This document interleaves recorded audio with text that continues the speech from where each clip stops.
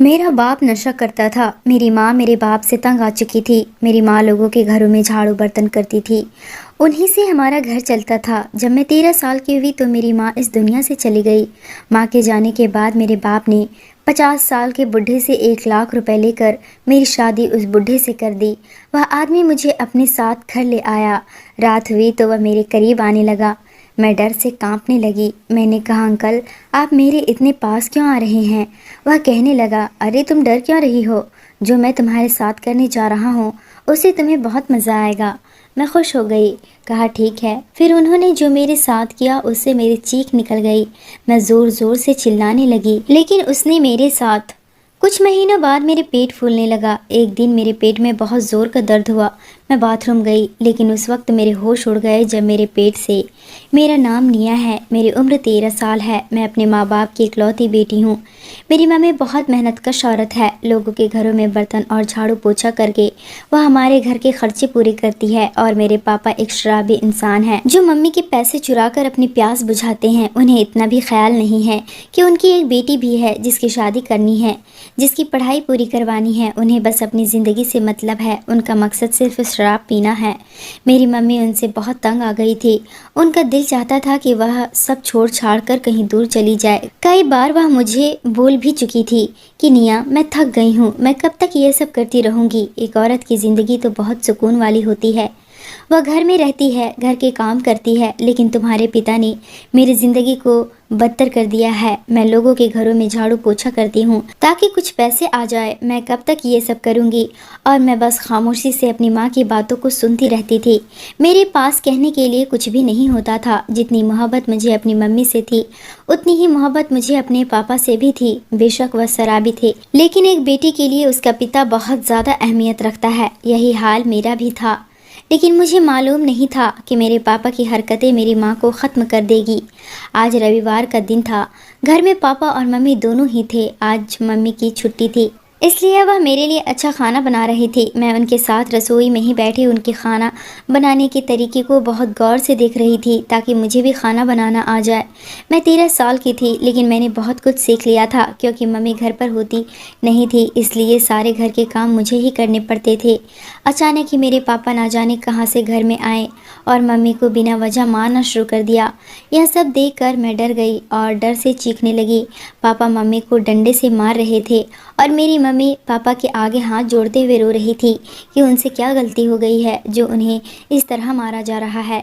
लेकिन ना तो मेरे पापा सुन रहे थे और ना ही रुक रहे थे।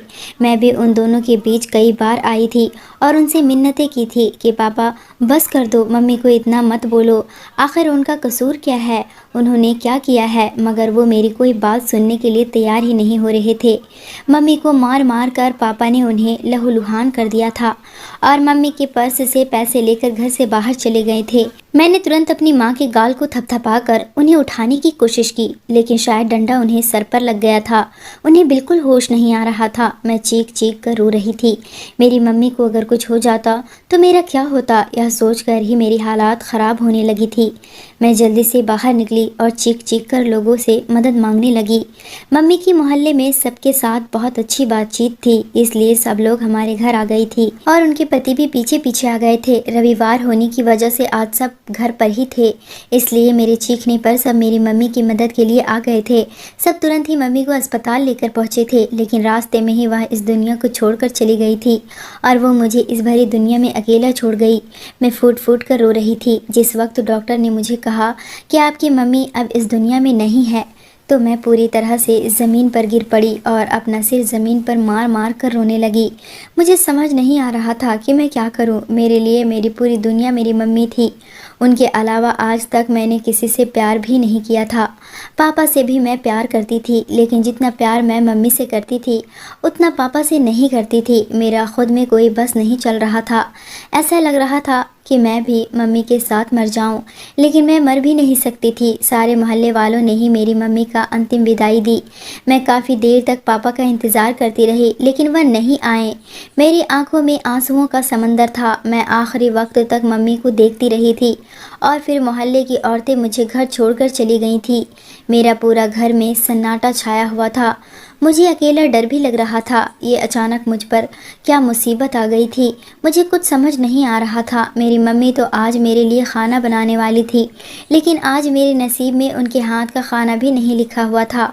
मैं रसोई घर में बैठी लगातार मम्मी के सामान को देख रही थी और मेरी आंखों से आंसू निकलते जा रहे थे।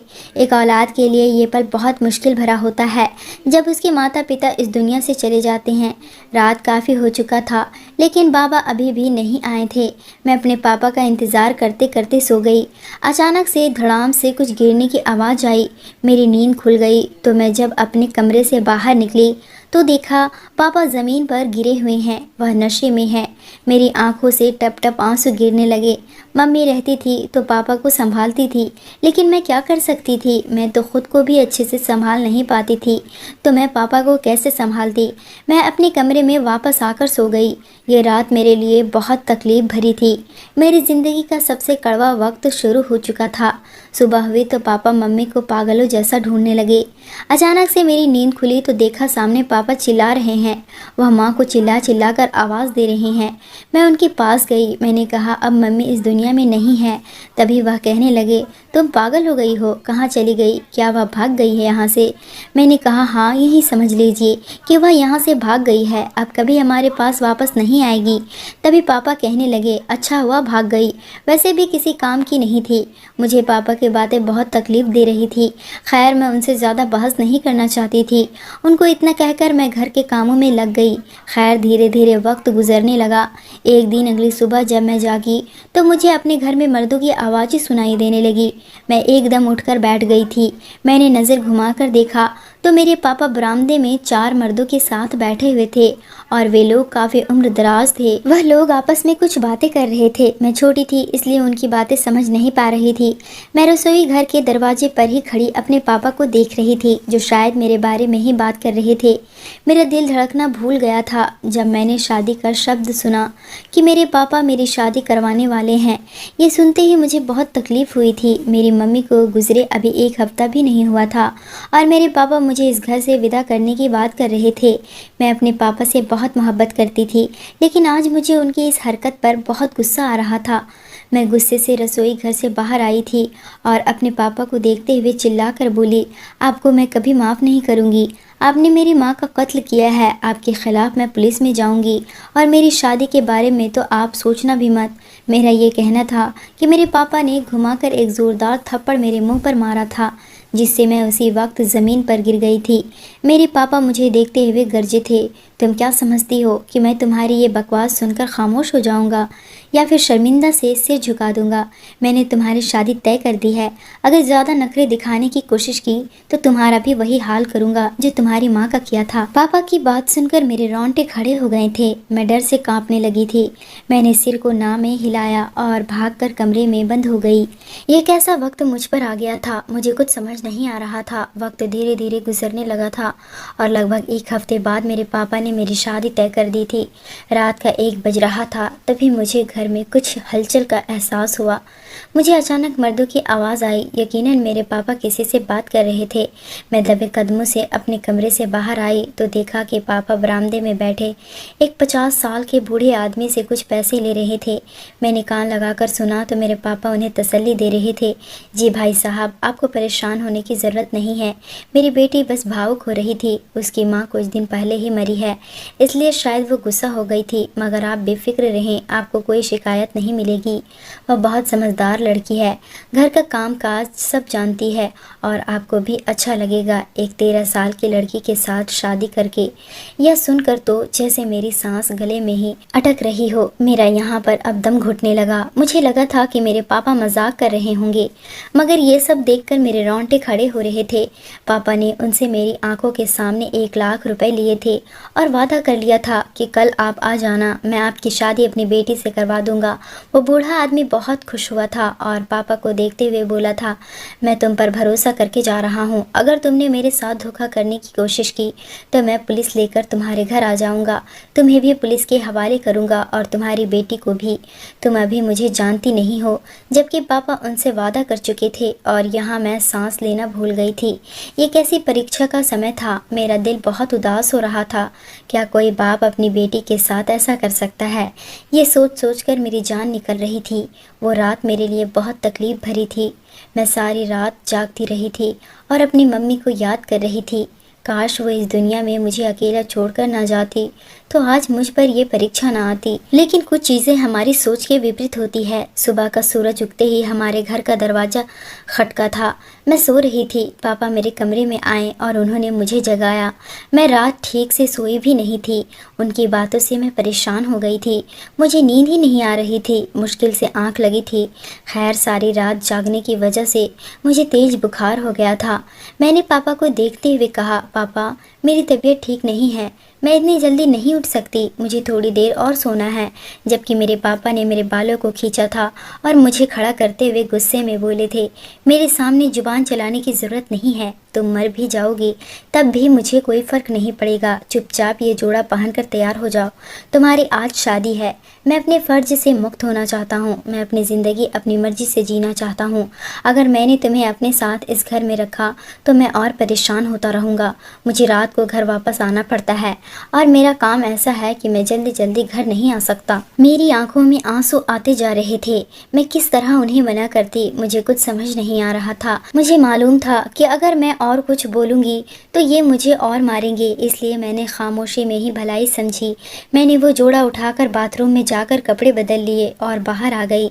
जिनसे मेरी शादी तय की गई थी वो लोग आ चुके थे। मैंने कमरे से झांक कर देखा तो मेरा दूल्हा भी शेरवानी पहनकर बैठा हुआ था। मुझे दिल से दुख हुआ था। मेरा बाप इस हद तक भी गिर सकता था, ये मैंने कभी नहीं सोचा था। मुझे कहीं ना कहीं ऐसा लगता था कि मेरा पापा भले ही माँ के साथ बुरा बर्ताव करते हो, लेकिन वह मुझसे प्यार करते हैं। लेकिन ऐसा बिल्कुल भी नहीं था। मैं गलत थी। उनके लिए उनकी पत्नी और बच्चे कोई मायने नहीं रखते थे। आज वो मेरा सौदा कर चुके थे। जो मोहब्बत मुझे अपने बाप से थी वो आज ख़त्म होती हुई महसूस हो रही थी। मेरा बस नहीं चल रहा था कि मैं इस घर को छोड़कर कहीं दूर चली जाऊं। मैंने भगवान से दुआ की कि मुझे भी मेरी माँ के पास बुला लो। मुझे इस भयानक दुनिया में ज़िंदगी नहीं गुजारनी। लेकिन कुछ दुआएं कभी कबूल नहीं होती और मेरे साथ भी ऐसा ही हुआ था। चंद लम्हों का खेल था। कुछ ही पलों में मुझे उस 50 साल के मौत नाम के बूढ़े आदमी के हवाले कर दिया गया। मैं बस रोती रह गई। मेरे बाप को मुझ पर ज़रा भी तरस नहीं आया। मोहल्ले की औरतें मेरे पास बैठी हुई थी। शादी से पहले उन्होंने मुझे कुछ बातें समझाई थी जो मेरे सिर से गुजर रही थी। मेरे बाप ने मुझे इस 50 साल के बूढ़े आदमी के साथ विदा कर दिया और मैं अपने घर को देखते हुए बस रोती रह गई। एक लंबी सफ़र के बाद हम उनके घर पहुँचे। वहाँ मेरा स्वागत बहुत शानदार अंदाज में किया गया था। ढोल नगाड़े बजे थे, आतिशबाजी की गई थी। हमें घर पहुंचते पहुंचते रात हो चुकी थी। मुझे मेरे पति के कमरे में पहुंचा दिया गया। अंदर आते ही मैंने अपना घूंघट हटा लिया।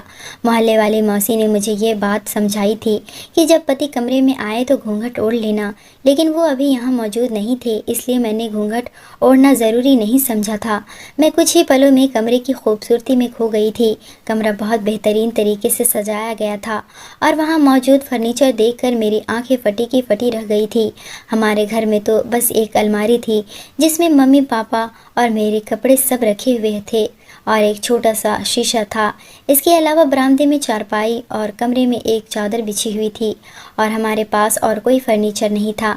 लेकिन इस कमरे के अंदर अलमारी, फ्रिज, ड्रेसिंग टेबल, एसी, हर चीज़ मौजूद थी। मेरे चेहरे पर एक बड़ी सी मुस्कान आ गई थी। मैं चलती हुई खिड़की के पास आ गई। मुझे बचपन से ही खिड़कियाँ बहुत पसंद थी। इस कमरे में तो एक कांच की बड़ी सी खिड़की थी जिससे पूरा शहर नज़र आ रहा था। मेरे चेहरे पर एक खूबसूरत मुस्कान झलक रही थी, लेकिन मुझे पता नहीं था कि अब मेरे साथ क्या होने वाला है। थोड़ी ही देर गुजरी थी कि अचानक मेरे कमरे का दरवाज़ा खुला। मैंने दरवाजे की तरफ अपनी नज़र की तो देखा मेरा पति अंदर आ रहा था। मैंने तुरंत अपने चेहरे पर घूंघट डाल लिया। कहने को मैं 13 साल की थी, लेकिन मेरी कद काठी 5 फुट के करीब थी। मैं तुरंत ही पीछे मुंह फेर कर खड़ी हो गई थी। मेरे शरीर पर कपकपी छाई हुई थी। मुझे नहीं मालूम था कि मुझे उनके सामने कैसे बर्ताव करना है। बस मौसी ने कहा था कि देखो निया, अब तुम्हारी शादी हो रही है। शादी करके जब तुम अपने ससुराल जाओगी तो जैसा तुम्हारा पति कहे वैसा ही करना। उसकी किसी भी बात को इनकार मत करना। अगर तुमने अपने पति की बात नहीं मानी तो भगवान भी तुम्हें माफ़ नहीं करेगा और तुम्हारा पति भी तुम पर गुस्सा करेगा। वह तुम्हें मारेगा भी। मैं डर गई। मैंने कहा, नहीं मौसी, अपने पति की सारी बातें मानूंगी, वह जैसा कहेंगे मैं वैसा करूंगी। मौसी की बात है मेरे दिमाग में चल रही थी कि अचानक ही किसी का हाथ मुझे अपने कंधे पर महसूस हुए थे। मैंने डर कर आंखें बंद कर ली थी और अपने दोनों हाथों की मुठ्ठियां बंद कर ली थी। अभी मैं कुछ समझती इससे पहले ही वो हाथ धीरे धीरे मेरी गर्दन के करीब आया था और अचानक ही मेरे दूल्हे ने मुझे गर्दन से पकड़कर अपने करीब कर लिया था। मेरा सांस ऐसा लग रहा था कि कहीं रुक न जाए। अचानक से मैंने अपनी आंखें खोली। मैं पीछे मुड़ना ही जा रही थी कि उन हाथों ने मुझे पीछे मुड़ने नहीं दिया। मैं कुछ कहती इससे पहले ही वो मेरे कान के करीब आया और धीमी आवाज में बोला, कैसी हो लिटिल ब्यूटी। मेरे पास कहने के लिए कुछ भी नहीं था। मुझे बहुत खौफ महसूस हो रहा था। ऐसा लग रहा था जैसे अभी मेरी जान निकल जाएगी। मैं कुछ कहती इससे पहले ही वो बोले, मैंने कुछ पूछा है लिटिल ब्यूटी, कैसी हो तुम। मेरे शरीर पर कपकपी दौड़ गई थी। मैं बहुत ज़्यादा डर रही थी। मैं उन्हें क्या जवाब दूं। वो मुझे देखते हुए बोले थे, मैं तुम्हारे साथ कुछ भी गलत नहीं करूँगा, बल्कि तुम मेरे पास आओ, तुम्हें बहुत मज़ा आएगा। मेरे चेहरे पर घबराहट साफ दिखाई दे रहा था। मुझे समझ नहीं आ रहा था मैं क्या बोलूँ। अचानक ही उन्होंने मुझे अपनी बाहों में दबोच लिया था। मेरा पूरा शरीर कांपने लगा। मैं बहुत ज़्यादा डर रही थी। मुझे समझ नहीं आ रहा था कि मैं उन्हें क्या कहूँ, क्या जवाब दूँ। वह मुझे देखते हुए बोले, तुम डर क्यों रही हो। मैं तुम्हारे साथ कुछ भी गलत नहीं करूँगा, बल्कि तुम मेरे पास आओ, तुम्हें बहुत मज़ा आएगा। अब तुम मेरी पत्नी हो, ऐसे डरोगी तो कैसे होगा। मेरे चेहरे पर घबराहट साफ दिख रही थी। मुझे समझ नहीं आ रहा था कि क्या कहूँ। अचानक उन्होंने मुझे अपनी बाहों में ज़ोर से जकड़ लिया। मैं हैरान थी। कहने को मेरी उम्र 13 साल थी, लेकिन शादी के बारे में मुझे थोड़ा बहुत पता था। मेरी आंखों से लगातार आंसू बह रहे थे और मैं उनसे हाथ जोड़कर कह रही थी कि मेरे साथ कुछ मत करो। उनकी जकड़न से मुझे दर्द हो रही थी। मेरी जान निकलने को थी। फिर उन्हें मेरी हालात पर ना कोई दया आई और ना ही रहम। उन्होंने अपना पति होने का हक मुझसे वसूल लिया था। मुझे अपने बाप से नफरत हो रही थी। मेरी आंखों से टप टप आंसू गिर रहे थे। मुझे मेरी माँ बहुत याद आ रही थी। मैं भगवान से प्रार्थना कर रही थी कि ऐसा बाप किसी को ना मिले। खैर, सुबह होते ही वह आदमी मुझे कमरे में छोड़कर चला गया। मैं बिल्कुल निढाल हो गई थी। मुझे यकीन नहीं हो रहा था कि इस दुनिया में ऐसे लोग भी मौजूद हैं। मेरी उम्र 13 साल थी और उनकी 50 साल थी, लेकिन फिर भी उन्होंने मुझ पर रहम नहीं खाया। दोपहर के वक्त वे अचानक कमरे में आए और मुझे देखकर जल्दी से बोले, बाहर आओ, आज से तुम मेरे साथ एक्सरसाइज करोगी, यह तुम्हारे लिए बहुत ज़रूरी है। मैं मना करना चाहती थी क्योंकि मेरी ऐसी हालात नहीं थी कि मैं उनके साथ एक्सरसाइज कर सकूं, लेकिन उन्होंने ज़बरदस्ती मुझे अपने साथ जिम ले गए। उन्होंने मुझसे लगातार 3 घंटे एक्सरसाइज करवाई। मुझे समझ नहीं आ रहा था कि वे मेरे साथ ऐसा क्यों कर रहे हैं। समय धीरे धीरे बीतता जा रहा था। जैसे ही रात हुई, मेरे पति कमरे में आ गए। उन्हें देखकर मेरी जान निकल गई, क्योंकि मुझे पता था अब मेरे साथ क्या होने वाला है। मैंने उनके सामने हाथ जोड़ दिए और रोते हुए कहा, मुझे पता है आप मेरे पास क्यों आए हैं, लेकिन भगवान के लिए आज मुझे छोड़ दीजिए। लेकिन उन्होंने मेरी एक भी बात नहीं सुनी। दर्द से मेरी चीखें ऊंची हो गई, लेकिन वे नहीं माने। वह अपनी मनमानी करने लगे। हमारी शादी को लगभग 1 महीना हो गया था और वे अपनी इन हरकतों से बाज नहीं आए थे। कई दिनों से मुझे अपने पेट में एक अजीब सा दर्द भी महसूस हो रहा था, लेकिन मैंने यह बात किसी को नहीं बताई थी, क्योंकि मुझे पता था कि सब मेरा मजाक उड़ाएंगे। पास में रहने वाली चाची ने मुझे यह ख़ास तौर पर समझाया था कि जब तुम्हारी शादी हो जाए तो कूद फान मत करना। लेकिन मेरे पति तो मुझे रोज़ एक्सरसाइज कराते थे। वे ऐसा क्यों करते थे, वह मुझे समझ नहीं आता था। मैं पूरे 1 महीने से जिम कर रही थी, लेकिन इसके बावजूद मेरा पेट बढ़ता जा रहा था। घर में कई नौकर थे। वह बूढ़ा आदमी जो मेरा पति था, वो काफ़ी अमीर था। उसके पास दौलत की कोई कमी नहीं थी। मैं नौकरों के मुँह से सुनी थी। उनकी पहली पत्नी शादी के कुछ दिनों बाद ही इस दुनिया से चली गई। उसके बाद से इन्होंने शादी करने के बारे में कभी नहीं सोचा, लेकिन पता नहीं इनको क्या हो गया जो इस उम्र में इतनी छोटी सी बच्ची के साथ शादी करने की ख्वाहिश पैदा हो गई। लगभग 1.5 महीने बाद मेरे पेट में इतनी तेज़ दर्द हुआ कि कोई सीमा नहीं थी। मैं चीख कर रो पड़ी। नौकर ही मुझे अस्पताल ले गए और रास्ते में ही मेरे पति को फ़ोन कर दिया गया। मुझे लगा था कि वे मेरी फ़िक्र में बेचैन हो जाएंगे और नौकरों को डांटेंगे, लेकिन उन्होंने कहा कि इसकी इजाज़त से तुम लोग मेरी पत्नी को घर से बाहर ले गए हो, उसे तुरंत घर वापस लाओ। यह सुनकर मेरे पैरों तले ज़मीन खिसक गई। मुझे यकीन नहीं हो रहा था कि वह बुढ़ा इतना बेरहम भी हो सकता है। मैं रो रही थी, तड़प रही थी। मेरी आंखों से लगातार आंसू बह रहे थे, लेकिन उन्हें मेरी बिल्कुल भी फिक्र नहीं थी। उन्हें तो बस इस बात का डर था कि मैं बाहर क्यों गई। उन्होंने तुरंत नौकरों से कहा कि मुझे घर ले आए, वे घर आकर मेरा इलाज कर देंगे। जबकि मुझे हैरानी हो रही थी कि ना तो वह डॉक्टर थे और ना ही कोई वैद्य, तो वह मेरा इलाज कैसे कर सकते थे। लेकिन मैंने ज़्यादा सवाल करना ज़रूरी नहीं समझा और चुपचाप घर आ गई। मैं पेट के दर्द से तड़प रही थी। सभी नौकर मुझे दुखी नज़रों से देख रहे थे। सभी को मेरी हालात पर अफसोस हो रहा था, और भला अफसोस क्यों नहीं होता। मैं बहुत छोटी थी और इस दर्द से गुजर रही थी। थोड़ी ही देर बीती थी कि मेरे पति घर आए और मुझे देखते हुए उन्होंने कहा, तुम्हें समझना चाहिए कि यह सब होता रहता है, तुमने सबको बेवजह परेशान किया है।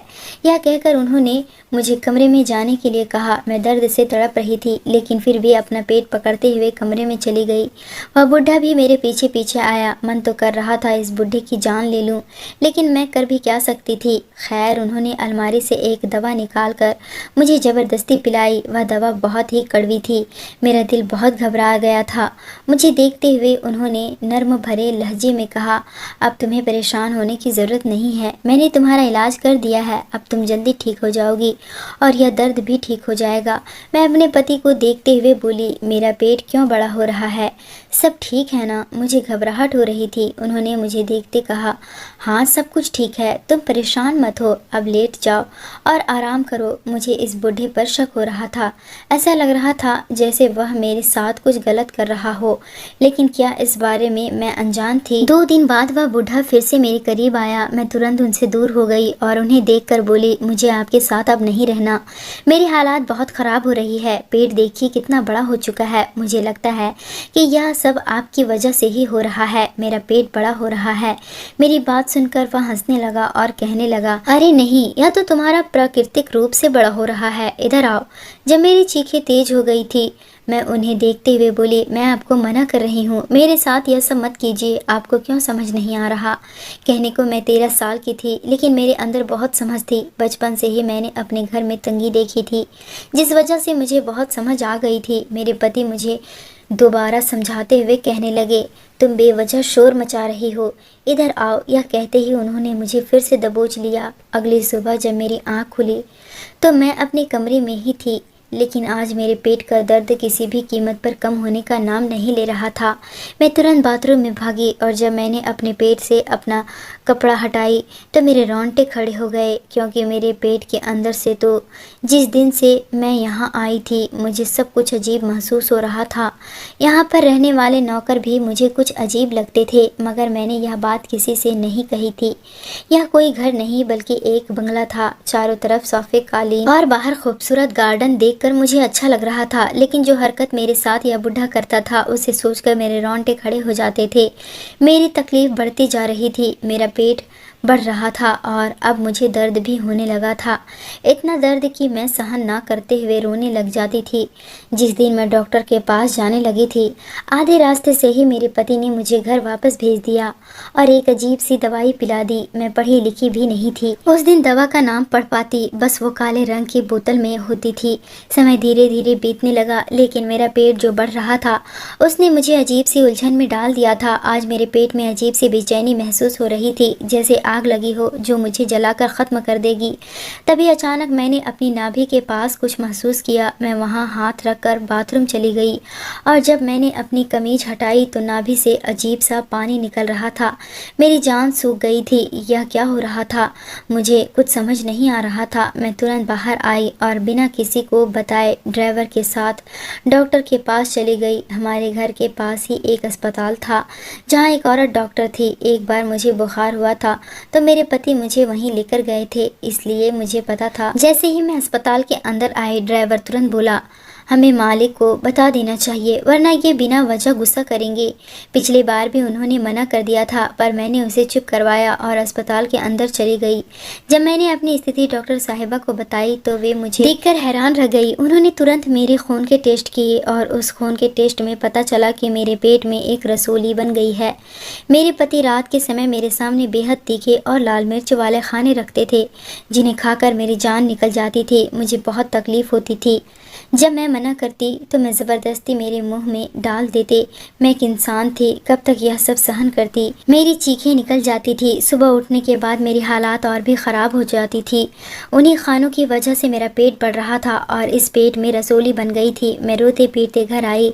रात के समय जब मेरे पति मेरे लिए वही खाना लाए तो मैंने सारा खाना फेंक दिया। मैं किसी भी खाने को मुँह नहीं लगाना चाहती थी, क्योंकि इन्हीं खानों की वजह से मेरी ज़िंदगी बदतर हो गई थी। मेरे पति मुझे देखते हुए बोले, यह क्या बदतमीजी है, खाना क्यों फेंका। उनके गुस्से को देखकर मैं एक पल के लिए डर गई थी, लेकिन फिर मैंने डॉक्टर की बताई हुई हर बात उन्हें बता दी। तब वे गुस्से में मेरी ओर देखकर चीख पड़े, तुम किसकी इजाजत से अस्पताल गई थी, और उस ड्राइवर से तो मैं अभी पूछता हूँ। वे मुझे जवाब दिए बिना नीचे चले गए। मैं हैरान थी कि वे ऐसा क्यों कर रहे हैं, जबकि यह कोई बड़ी बात नहीं थी। अच्छा ही हुआ कि मुझे इस बारे में पता चल गया। खैर, बाद में मुझे पता चला कि यह बूढ़ा कोई साधारण आदमी नहीं है, यह एक वैज्ञानिक थे और मुझ पर एक रिसर्च करना चाहते थे। वह देखना चाहते थे कि जिस औरत के पेट में रसोली होती है वह कब तक जीवित रह सकती है और क्या वह बच्चे को जन्म देने की क्षमता रखती है।